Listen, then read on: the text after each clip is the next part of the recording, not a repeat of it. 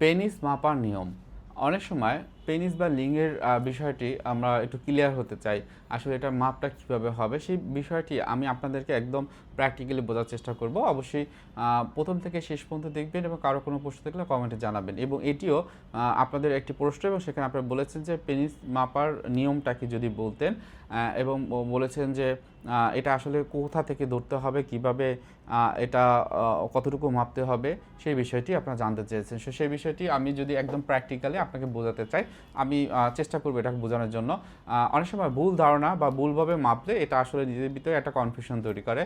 মূলত উত্তেজিত অবস্থায় এটা কিন্তু মাপতে হবে। প্রথম কথা, রুলার ব্যবহার করতে হবে। হ্যাঁ, আপনার বাসাতে হয়তো বা রুলার থাকতে পারে, সেটার মাধ্যমে আপনি এটাকে মাপার চেষ্টা করতে পারেন বেস থেকে। হ্যাঁ, আমি যদি এটাকে মনে করেন এটা যদি পেনিস হিসেবে হয়, আপনার বেস থেকে এটা মাথা পর্যন্ত মাপতে হবে। মনে করেন এটা মাথা যদি হয়, আপনার বেস যদি এইখানে হয়, হ্যাঁ, তাহলে ঠিক এইভাবে রুলারটা ধরে তারপরে এটা একদম মাথা পর্যন্ত আপনাকে দেখতে হবে যে কতটুকু হলো।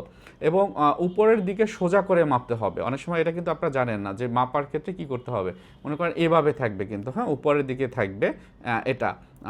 আপনারা খেয়াল রাখবেন এবং সেই অনুযায়ী আপনারা মাপবেন। গুরুত্বপূর্ণ একটা বিষয় আছে এখানে, সেটা হলো অনেক সময় দেখা যায় যে এখানে ফ্লাপ বা চর্বি থাকে, এবং সেই ক্ষেত্রে যে চর্বি থাকে আপনাকে ওই চর্বি থাকা অবস্থায় আপনাকে চেপে ধরতে হবে এবং এভাবে চিপে ধরতে হবে এবং নিচের দিকে যতটুকু সম্ভব চর্বি বাদ দিয়ে তারপরে কিন্তু মাপতে হবে। হ্যাঁ, অনেকে এটা কিন্তু ভুল করে যে একদম ভিতরে এটা মাপতে পারে না।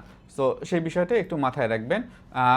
এটা যদি না করেন তাহলে সঠিক যে মাপটা আসবে না। অনেক সময় এটা ওইভাবে না মেপে অনেকে বলেন আমার লিঙ্গ তো অনেক ছোট, এটা নিয়ে অনেক বেশি দুশ্চিন্তায় থাকেন। আবার অনেকে বলেন আমার লিঙ্গ তো অনেক বড়, তাহলে এটা কোনো সমস্যা হবে কি না, আমার ওয়াইফের ক্ষেত্রে হয়তো বা এটা সমস্যা হবে।